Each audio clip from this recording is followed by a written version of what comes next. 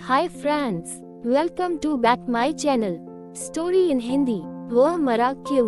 किसी जमाने में अंग देश में यशकेतु नाम का राजा था। उसके दीर्घदर्शी नाम का बड़ा ही चतुर दीवान था। राजा बड़ा विलासी था। राज्य का सारा बोझ दीवान पर डालकर वह भोग में पड़ गया। दीवान को बहुत दुख हुआ। उसने देखा कि राजा के साथ सब जगह उसकी निंदा होती है, इसलिए वह तीरथ का बहाना करके चल पड़ा। चलते चलते रास्ते में उसे एक शिव मंदिर मिला। उसी समय निच्छदत्त नाम का एक सौदागर वहां आया और दीवान के पूछने पर उसने बताया कि वह सुवर्णद्वीप में व्यापार करने जा रहा है। दीवान भी उसके साथ हो लिया। दोनों जहाज पर चढ़कर सुवर्णद्वीप पहुंचे और वहां व्यापार करके धन कमाकर लौटे। रास्ते में समुद्र में एक दीवान को एक कृपवृक्ष दिखाई दिया। उसकी मोटी मोटी शाखाओं पर रत्नों से जुड़ा एक पलंग बिछा था। उस पर एक रूपवती कन्या बैठी वीणा बजा रही थी। थोड़ी देर बाद वह गायब हो गई। पेड़ भी नहीं रहा। दीवान बड़ा चकित हुआ। दीवान ने अपने नगर में लौटकर सारा हाल कह सुनाया। इस बीच इतने दिनों तक राज्य को चलाकर राजा सुधर गया था और उसने विलासिता छोड़ दी थी।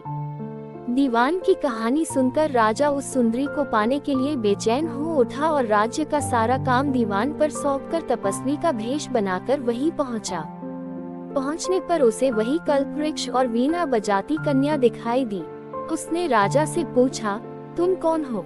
राजा ने अपना परिचय दे दिया। कन्या बोली, मैं राजा मृगांकसेन की कन्या हूँ। मृगांकवती मेरा नाम है। मेरे पिता मुझे छोड़कर न जाने कहाँ चले गए। राजा ने उसके साथ विवाह कर लिया।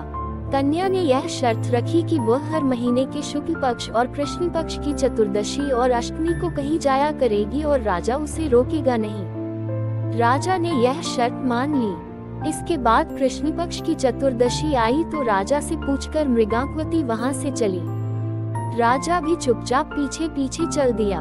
अचानक राजा ने देखा कि एक राक्षस निकला और उसने मृगांकवती को निगल लिया। राजा को बड़ा गुस्सा आया और उसने राक्षस का सिर काट डाला। मृगांकवती उसके पेट से जीवित निकल आई। राजा ने उससे पूछा कि यह क्या माजरा है, तो उसने कहा, महाराज, मेरे पिता मेरे बिना भोजन नहीं करते थे।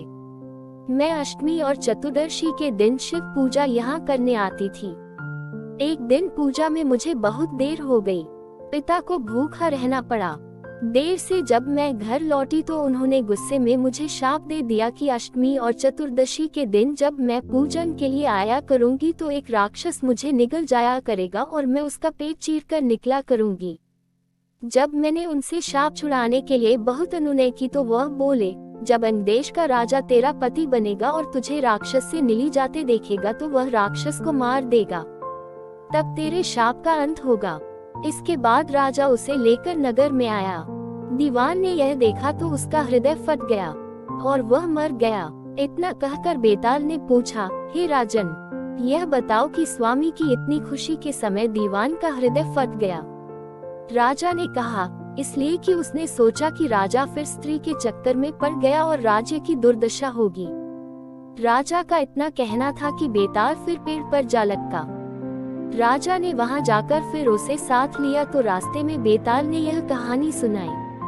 अपराधी कौन? बनारस में देवस्वामी नाम का एक ब्राह्मण रहता था।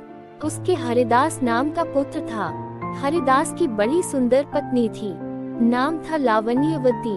एक दिन वे महल के ऊपर छत पर सो रहे थे कि आधी रात के समय एक गंधर्व कुमार आकाश में घूमता हुआ उधर से निकला। वह लावण्यवती के रूप पर मुग्ध होकर उसे उड़ाकर ले गया। जागने पर हरिदास ने देखा कि उसकी स्त्री नहीं है तो उसे बड़ा दुख हुआ और वह मरने के लिए तैयार हो गया। लोगों के समझाने पर वह मान तो गया, लेकिन यह सोचकर कि तीरथ करने से शायद पाप दूर हो जाए और स्त्री मिल जाए, वह घर से निकल पड़ा। चलते चलते वह किसी गांव में एक ब्राह्मण के घर पहुंचा। उसे भूखा देख ब्राह्मणी ने उसे कटोरा भरकर खीर दे दी और तालाब के किनारे बैठकर खाने को कहा। हरिदास खीर लेकर एक पेड़ के नीचे आया और कटोरा वहां रखकर तालाब में हाथ मुंह धोने गया। इसी बीच एक बाज किसी सांप को लेकर उसी पेड़ पर आ बैठा और जब वह उसे खाने लगा तो सांप के मुंह से जहर टपककर कटोरे में गिर गया। हरिदास को कुछ पता नहीं था, वह उस खीर को खा गया। शहर का असर होने पर वह तड़पने लगा और दौड़ा दौड़ा ब्राह्मणी के पास आकर बोला, तूने मुझे जहर दे दिया है। इतना कहने के बाद हरिदास मर गया। पति ने यह देखा तो ब्राह्मणी को ब्रह्मघातिनी कहकर घर से निकाल दिया। इतना कहकर बेताल बोला, राजन, बताओ कि सांप, बाज और ब्राह्मणी इन तीनों में अपराधी कौन है? राजा ने कहा, कोई नहीं। सांप तो इसलिए नहीं क्योंकि वह शत्रु के वश में था। बाज इसलिए नहीं कि वह भूखा था, जो उसे मिल गया उसी को वह खाने लगा। ब्राह्मणी इसलिए नहीं कि उसने अपना धर्म समझकर उसे खीर दी थी और अच्छी दी थी। जो इन तीनों में से किसी को दोषी कहेगा वह स्वयं दोषी होगा। इसलिए अपराधी ब्राह्मणी का पति था, जिसने बिना विचारे ब्राह्मणी को घर से निकाल दिया। इतना सुनकर बेताल फिर पेड़ पर जा लटका और राजा को वहां जाकर उसे लाना पड़ा। बेताल ने चलते चलते नई कहानी सुनाई, चोर क्यों रोया। अयोध्या नगरी में वीरकेतु नाम का राजा राज करता था। उसके राज्य में रत्नदत्त नाम का एक साहूकार था, जिसके रत्नवती नाम की एक लड़की थी। वह सुंदर थी। वह पुरुष के भेष में रहा करती थी और किसी से भी ब्याह नहीं करना चाहती थी। उसका पिता बड़ा दुखी था। इसी बीच नगर में खूब चोरियां होने लगी। प्रजा दुखी हो गई। कोशिश करने पर भी जब चोर पकड़ में न आया तो राजा स्वयं उसे पकड़ने के लिए निकला। एक दिन रात को जब राजा भेष बदलकर घूम रहा था तो उसे परकोटे के पास एक आदमी दिखाई दिया। राजा चुपचाप उसके पीछे चल दिया। चोर ने कहा, तब तो तुम मेरे साथी हो, आओ मेरे घर चलो। दोनों घर पहुँचे। उसे बिठला कर चोर किसी काम के लिए चला गया। इसी बीच उसकी दासी आई और बोली, तुम यहाँ क्यों आए हो? चोर तुम्हें मार डालेगा, भाग जाओ। राजा ने ऐसा ही किया। फिर उसने फौज लेकर चोर का घर घेर लिया। जब चोर ने ये देखा तो वह लड़ने के लिए तैयार हो गया। दोनों में खूब लड़ाई हुई। अंत में चोर हार गया। राजा उसे पकड़कर राजधानी में लाया और उसे सूली पर लटकाने का हुक्म दे दिया। संयोग से रत्नवती ने उसे देखा तो वह उस पर मोहित हो गई। पिता से बोली, मैं इसके साथ ब्याह करूंगी, नहीं तो मर जाऊंगी। पर राजा ने उसकी बात न मानी और चोर सूली पर लटका दिया।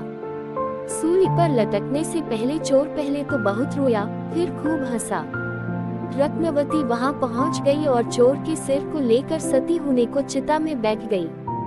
उसी समय देवी ने आकाशवाणी की, मैं तेरी पतिभक्ति से प्रसन्न हूँ, जो चाहे सो मान।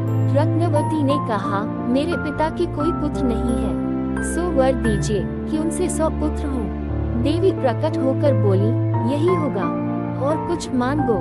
वह बोली, मेरे पति जीवित हो जाएं। देवी ने उसे जीवित कर दिया। दोनों का विवाह हो गया। राजा को जब यह मालूम हुआ तो उन्होंने चोर को अपना सेनापति बना लिया। इतनी कहानी सुनाकर बेताल ने पूछा, हे राजन, यह बताओ कि सूली पर लटकने से पहले चोर क्यों तो जोर जोर से रोया और फिर क्यों हंसते हंसते मर गया? राजा ने कहा, रोया तो इसलिए कि वह राजा रत्नदत्त का कुछ भी भला न कर सकेगा। हंसा इसलिए कि रत्नवती बड़े बड़े राजाओं और धनिकों को छोड़कर उस पर मुग्ध होकर मरने को तैयार हो गई। स्त्री के मन की गति को कोई नहीं समझ सकता। इतना सुनकर बेताल गायब हो गया और पेड़ पर जा लटका। राजा फिर वहां गया और उसे लेकर चला तो रास्ते में उसने यह कथा कही। Thanks for watching. Next part देखने के लिए हमारे चैनल को सब्सक्राइब कीजिए। वीडियो अच्छी लगी तो लाइक कमेंट शेयर जरूर कीजिए।